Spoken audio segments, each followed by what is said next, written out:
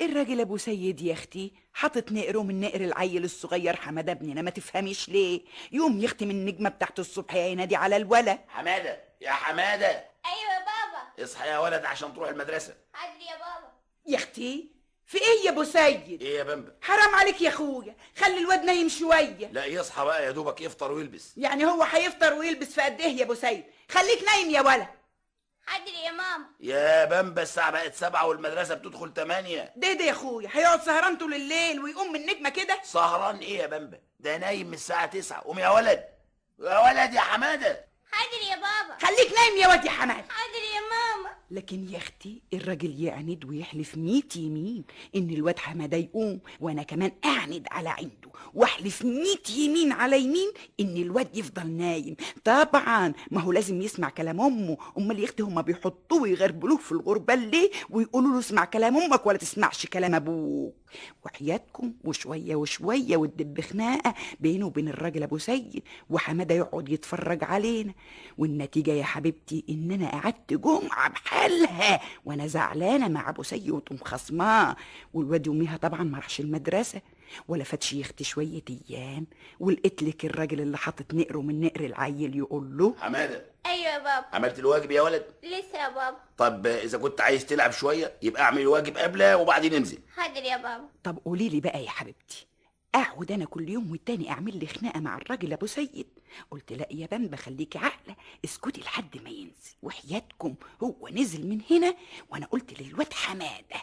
بقول ايه يا حماده، خلصت يا اخويا الواجب؟ لا يا ماما. طب ما تقوم تلعب شويه يا حبيبي تحت وبعدين تعالى اعمل الواجب. بابا بعدين يزعل مني يا ماما. لا يا حبيب ماما لا، انا مش هقول له انك نزلت الا بعد ما خلصت الواجب بتاعك وعملته. طيب بقى يا ماما. ونزل يا حبيبتي الواد لعب، وطبعا رجع تعبان، وطبعا ما قدرش يعمل الواجب، وابوه جه من بره سأله عملت الواجب يا حماده؟ حماده يا ولد. يا بابا. عملت الواجب؟ عمل. شاطر يا حماده شاطر. انا دلوقتي مبسوط منك خالص. وفضلت يا حبيبتي على كده، كل ابوه ما يقول له على حاجه اقول له على عكسها، عشان يتعود الواد انه يسمع كلامي انا ولا يسمعش كلام ابوه. لكن يا حبيبتي ما فاتش شهر ولا 2 وبقى الواد لا يسمع لا كلام امه ولا يسمع كلام ابوه، وبقى اذا قلت له اي حاجه ما تعجبوش يروح يقول لابوه علشان يخليه يعمل اللي هو عاوزه، وان كان ابوه يقول له على حاجه ما تعجبوش يجي جري عليا عشان اخليه يعمل اللي هو عاوزه، ولا بقيت عارفه اربيه ولا بقى ابوه عارف يربيه، واخر يا اختي ما فاض بيه قلت لابو سيد.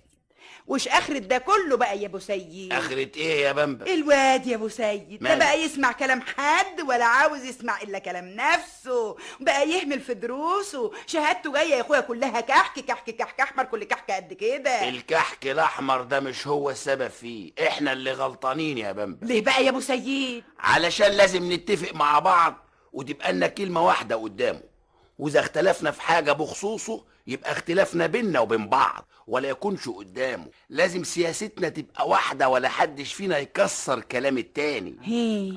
يقوم يتعود يحترم كلامنا ويعمل بيه، وبالشكل ده تتصلح اخلاقه وينتظم في دراسته، والكحك الاحمر يتمنع وينجح ويبقى عال ويطلع راجل ينفع نفسه وينفع بلده يا بمبا. وحياتكم وسمعت شرطه وسمعت كلامه وعملت بيه، والواد حاله اتصلح خالص وتقدم في مدرسته، وبقت شهادته تيجي من المدرسة تشرح القلب العليه، واتابي يا اختي هو ده اللي فيه صالح العيل. امال يا حبيبتي انا كنت غاويه انه يسمع كلام امه ليه ولا يسمعش كلام ابوه ليه بس يا اخواتي؟